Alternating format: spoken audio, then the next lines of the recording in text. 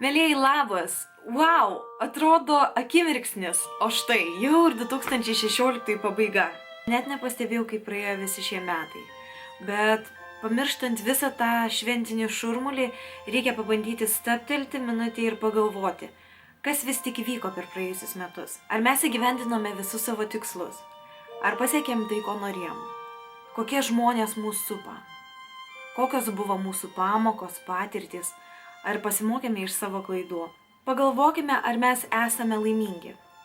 Ar per visus praėjusius metus mes bent jau stengiamės būti laimingi.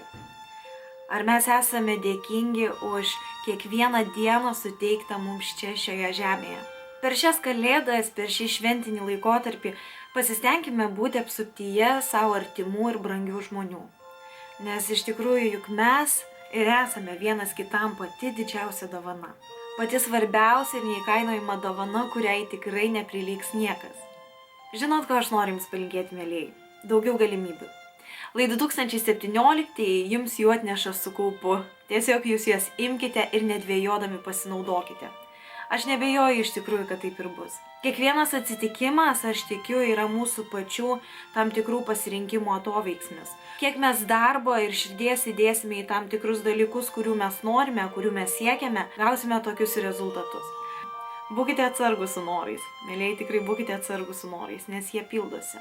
Ir dar vienas labai svarbus dalykas, kurį mes turime padaryti kiekvienų metų gale, tai yra palikti visus negatyvius dalykus, visus negatyvius asmenis ant kiekvienų praėjusių metų slenksčio. Nesineškime naštos į naujus metus. Padėkokime praėjusiems metams už pamokas, už patirtis, už žinias. Pasimokinkime iš savo klaidų ir pirmyn. Mūsų laukia dar vieni gražus ir aš net nebejoju nuostabūs, įsimintini, kupini įspūdžių ir viso ko metai. Mūsų galimybėms ribų nėra. Gražių ir jaukių švenčių visiems. Šilčiausi linkėjimai.